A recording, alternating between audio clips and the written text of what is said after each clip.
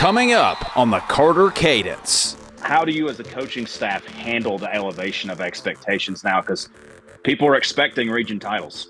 We try to not focus on that. Like, the kids probably get tired of me talking about it, but we focus on the people and the things that we do in this building. And I know that's coach speak all day long. I get it, but I'm telling you, man, I think the difference between it being coach speak for some and real for some is your daily walk.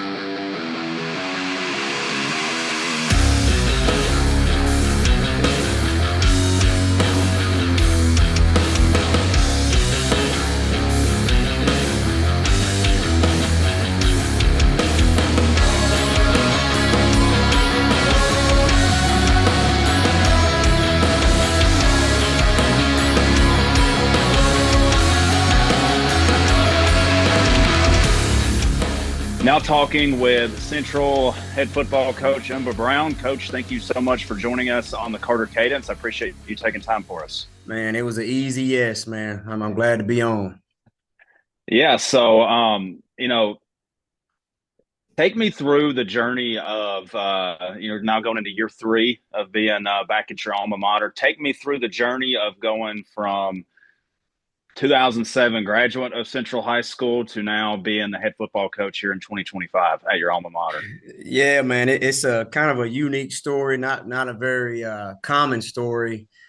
So like you said, I graduated here 2007, played for Coach Padgett, who had worked with Coach Scott, Ben Scott over at Carrollton. He came over, I think, my freshman year.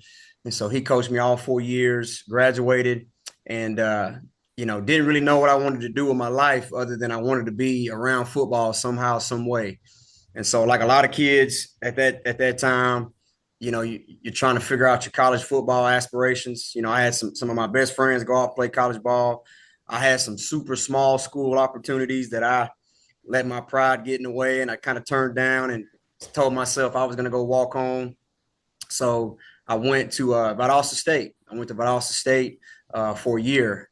Kind of lived that walk-on life. I say that I went with the intention of walking on, was working out with the guys, and I knew I was in trouble when, the walk-on process, they put us all in a room and, all they wanted was our height and weight, our name, and then we'll be in touch. So I was like, hey, I'm in trouble. And so, because I was an undersized receiver, DB. And so, I kind of had to really get my mind made up on what I wanted to do. And I knew I wanted to be around ball. I just didn't know really how it was going to work. I didn't really have any family that coached. I didn't have, any uncle or dad or anybody that was in the profession. So I told myself I need to graduate as quick as possible and I need to dive in. So I transferred back home, finished up at West Georgia, started doing some things around our rec program and trying to, network and kind of get to know some people. And I graduated West Georgia 2012. And then fresh out of, college, I got my first job at an elementary school teaching PE. And so I was, once again, not really sure. Let me go back a little bit. So before I got that job, I was actually a retail manager. Believe it or not, I had got a degree, and one of the only prerequisites for the job was you had to have a bachelor's degree and you can be a manager making $30,000 a year. And so I'm like, well, look, I need to make some money. And so when I graduated, I did that. And literally I was going through my training, had my own store, and literally within maybe 3 or 4 weeks, it was less than a month. I got a call from an elementary school out in Douglasville. It was actually a Paulding County school. And they needed a PE teacher. And so I'm like, man, I had built a network and had some good relationships in that elementary PE world and did a good job in my intern. And they called me, I interviewed, got the job, put my 2-week notice in, at the retail place as a manager and got right into it. And then kind of put some fillers out and got a call from Andy Dorsey. Andy Dorsey, son of legendary Jimmy Dorsey at McEachern High School. He was the head coach at Hiram High School at the time. And he called me, because he had heard, I'd kind of worked my way through that Paulding County area. Me and my wife, my fiance at that time, we lived out there in Hiram. And so that's where we was doing all our work. And so I I went and interviewed with Coach Dorsey. He kind of told me what he had. This was July of that year, 2012. And he said, man, we got a DB position, somebody to help with strength conditioning. And so, look, I dove right into it. I mean, it was, like I just told you, man, it was an easy yes. And so I knew I needed to get my feet wet. And so I jumped on. That was actually his last year. He resigned, got into administration. So after that year, we had a coaching change. The DC at the time was a guy named Coach Brown. He took over the job, and he was impressed with me that first year when I worked under him on his defensive staff, and he wanted to keep me on, and he wanted me to kind of lead the weight room. And so I did that, coach DBs. Long story short, man, I was there for 7 years. Met a lot of really good people, a lot of good people that poured into me, that kind of showed me the business and, what this thing looks like on this side. I always tell people, man, I wish I could go in the time machine and pay a little bit more attention to some things when I was a kid in high school about the coaching side, because like I know what those guys went through, you know what I mean, now. But like I said, man, I was there for 7 years at Hiram. And then I got a call. I got my first opportunity as a defensive coordinator under Kevin Whitley at New Manchester High School. He was taking over that program from Stockbridge, and gave me an opportunity to come coordinate his defense.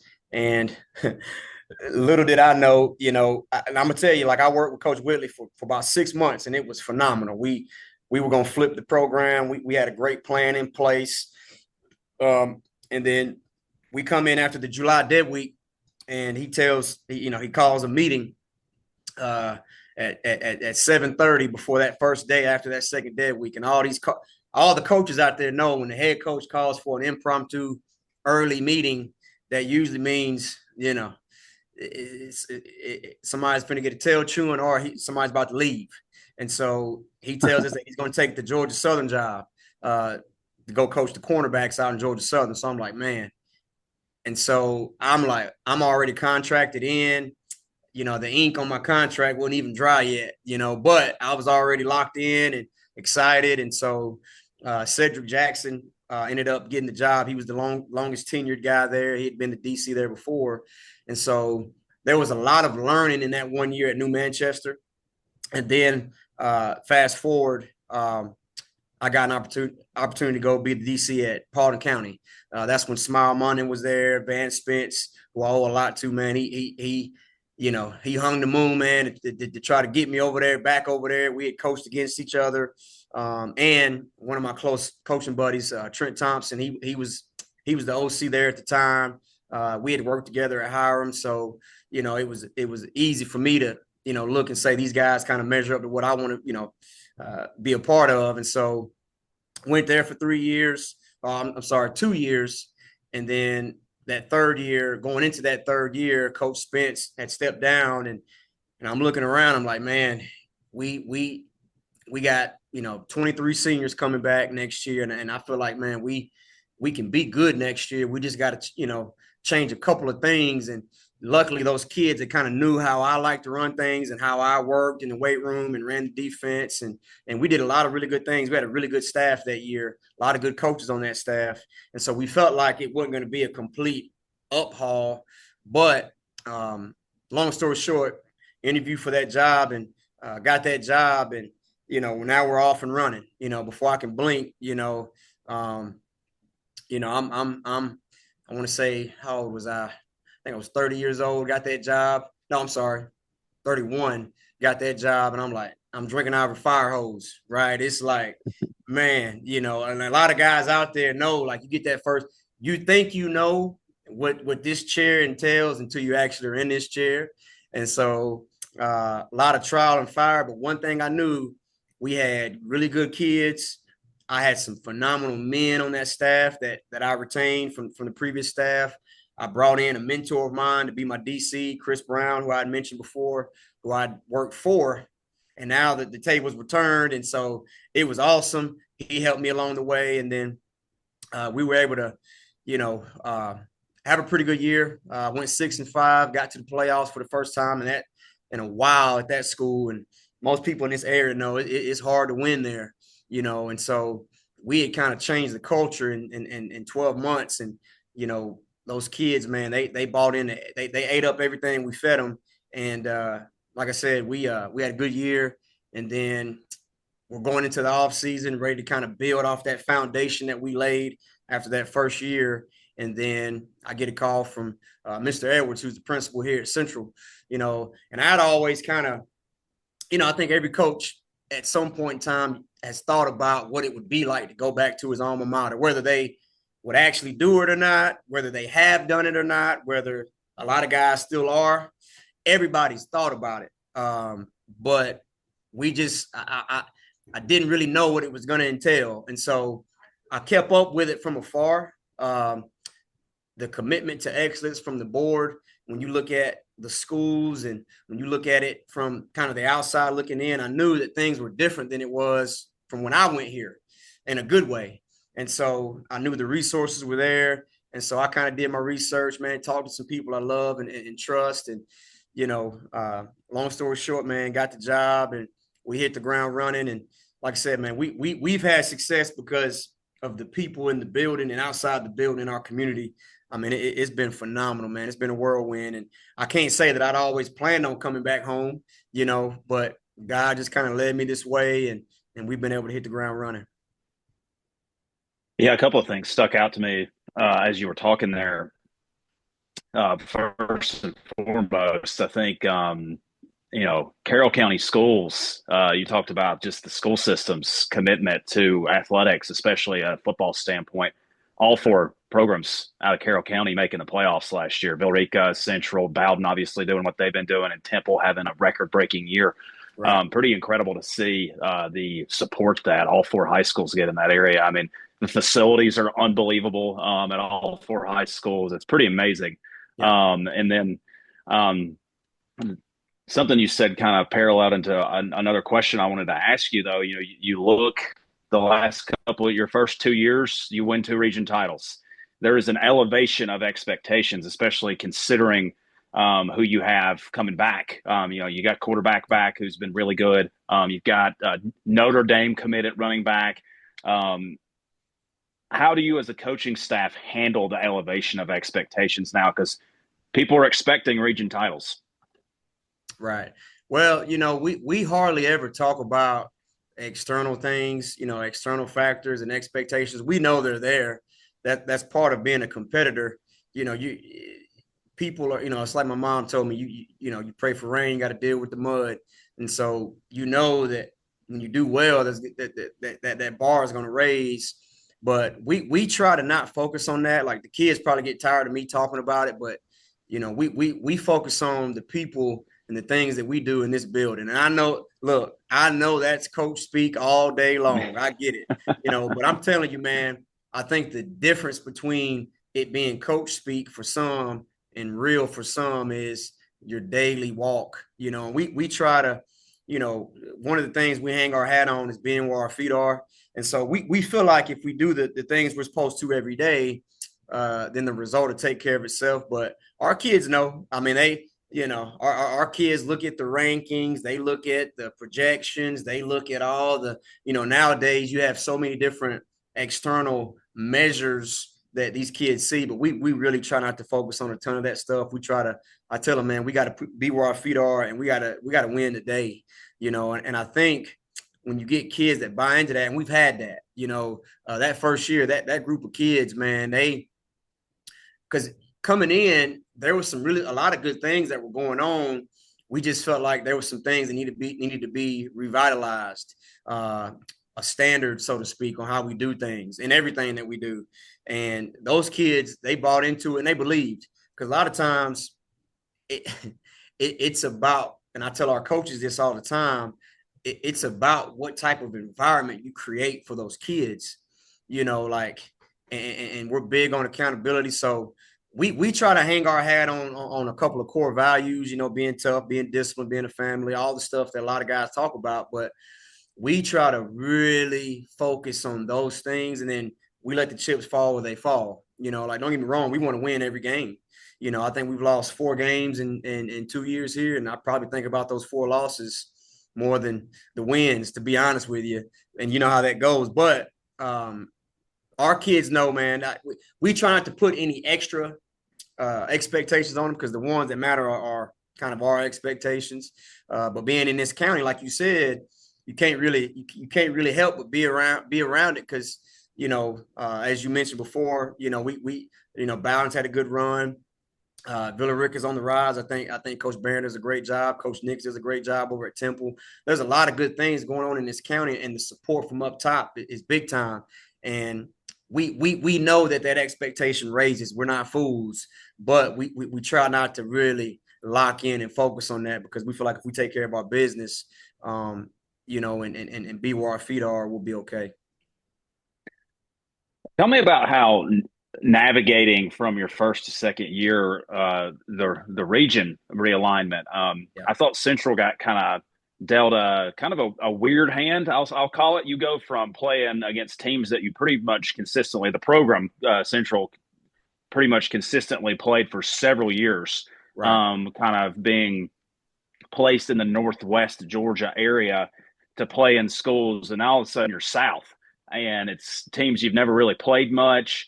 Talk about going from, your first year where you've probably got some tape, you've got some stuff in-house already, notes, film on these teams Right. that we've played before, and then flip the script second year. It's like a whole new deal. It's a lot of teams that you probably didn't have any of that on.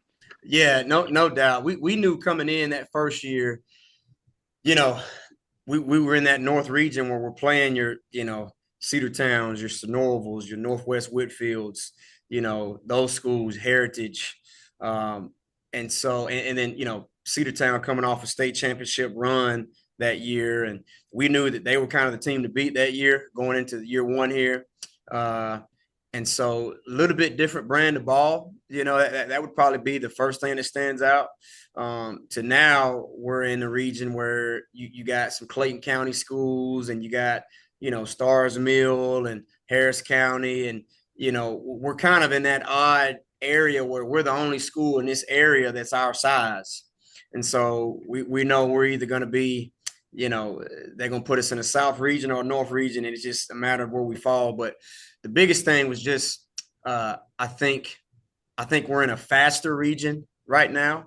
I think just the speed of these teams that we see now, that's part of the reason why, and then even if you kind of pay attention to back when I was at Paulding, like, we're always going to schedule tough, like we're always going to play tough, all the scrimmage games that we play and the non-region games, we're going to try to schedule tough, because we kind of need to see where we are early, and we need to get challenged early. We don't want to be surprised come region time. Like for me, if the best team we play is in our region, then that's the scheduler's fault. You know what I mean? And I say the scheduler, that's the head coach. So we try to schedule tough, man, because we knew this region was going to look a little bit different. You look at Jonesboro; they've always had tremendous athletes, a lot of speed. They played physical. Stars and Mills, always really well coached. We had played them the year prior in the playoffs. They put us out in the quarterfinals on a Hail Mary that, it's still a little nerve-wracking to even think about, but yeah. We knew it would look different, but we also knew it was either going to be that, or if we was going to stay through, if we we're going to move down to 3A, we would be in that LaGrange, Troop, Sandy Creek type region. So we knew that either way, look, man, this is Georgia high school football. Especially with them condensing it to 6 classifications now, there's not many regions that's just like, okay, that should be, an easy region. I don't believe that. I think that a lot of tough regions, especially in this Northwest Georgia area for sure. And so it was a little bit of an adjustment, but like I said, that's why we scheduled really tough last year, because we wanted to kind of see where we were and try to schedule some teams that would kind of mimic a little bit of what we're going to see in region play. So, yeah, a lot of improved football in the north and western parts of the state here the last couple of years. I think even down in single A through 3, or where they had the power ranking system, we wound up with a couple of regions that had 6 or 7 playoff teams in it. So, is that something you would like to see come up to the 4A level? Right now, you're still kind of in the traditional element of top 4 teams make it and that's it, and you're paired off with another region. Sometimes you wind up with a kind of a bad deal where you might play a really, really good team in the second round or third round, where maybe in a power ranking setting you may not see them until a semifinal or something. What as a coach who's of a program who's not involved in that, what's your thoughts on expanding that? Yeah, I think it would be easy for me to sit here and say I kind of like it the way it is. I don't want to necessarily – I've never dealt with power rankings in my entire coaching career, but I talk to a lot of guys I love and respect, and I listen to them, bark about the power rankings and the pros and cons to it. I think when you start looking at it and you can end up playing somebody twice, or you can end up playing somebody in your region, early in the playoffs. I think, looking at how you schedule, I think those are all things that you got to really look at when you talk about the power rankings. The pros and cons to how we do it is, those region games, man, they kind of dictate everything. They're very important. So, you can get, matched in. I remember when going back to those Paulding days, we had sealed up the 4th spot, but we had to beat a really good Alexander team, and we ended up beating them 14-7. But it was like, man, this team right here is a playoff caliber team, and now that team's going to be at home, And so I think you run into pros and cons to both, if I'm being honest. If I had to say, I think I would like for Quad A to kind of stay where it's at in terms of just top 4 in each region. But look, one thing I've learned, GHSA, that whole moniker of if it ain't broke, don't fix it. I think they're reverse. If it ain't broke, find a way to break it. You know what I mean? They're going to keep changing things up, and we got to be adaptable in the programs and the teams and the schools, the coaches and the kids that are able to adapt to whatever gets thrown. It's like last year, the mysterious extra bye week that then got moved to a different week. And then it's just, we had to play 2 games last year in 1 week. We played Jonesboro on Monday, and then had to turn around and play Stars Mill on Friday. Two top 15 teams in the state. We played them in 5 days. That again, what we preached that week was we got to be able to handle adversity. We got a saying around here, man. It's called Attack Murphy. And what I mean by that, and a lot of people has heard me talk about this, but everybody knows what Murphy's Law is. What can inevitably go wrong is going to go wrong. Well, we got to try to attack, that law. We know that, things are going to change, and region, realignment, and power rankings, non-power rankings, schedules, bye weeks, all this stuff. So we got to try to, attack that stuff, and teach them how to do that. And so. Yeah, control the controllables for sure. Let's finish up by talking about your 2025 team you got coming back. Obviously, we mentioned J.R. Harris, Jonas Walton coming back. They're 2 really key pieces in your backfield there at the quarterback and running back position. Tell me about some other guys outside of them. I think anybody that's familiar with Central knows those 2 guys' names, but sure. Tell me about some other guys. Well, you said it. I mean, those guys are kind of the backbone of our team. 2 phenomenal. One thing that they, their ability gets highlighted a lot, but you're talking about 2 phenomenal students. You're talking about a 4.1 GPA kid in Jonas and a 3.8 GPA kid in JR. And both kids on our leadership council, they do a phenomenal job. Just top-notch kids. But you take him, you take Jace Walton, who's going to be a rising sophomore, who's Jonas's little brother, who's actually bigger than Jonas. He's a different type of back, but he's going to have a big year. And then we got another back, kid named Zaylen Person, who's a phenomenal kid, a phenomenal player. And then on the outside, on the perimeter offensively, Lanston Simmons, he'll be a rising sophomore, super talented kid, receiver. Avery Tanner will be a rising senior. He's made a lot of plays for us. He's played since his sophomore year, that for our first year here.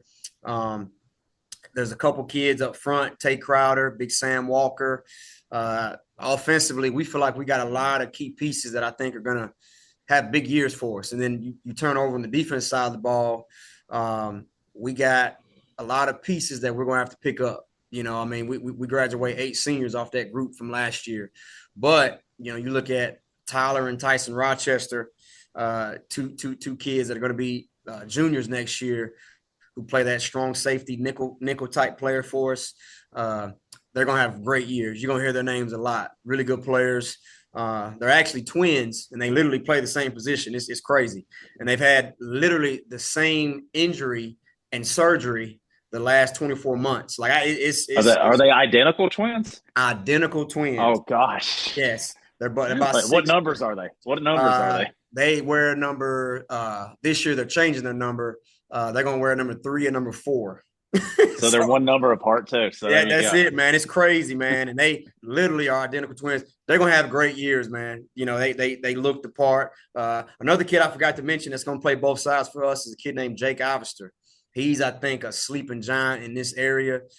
Super athletic kid, 3-sport athlete. He'll be a junior. He plays receiver in DB for us.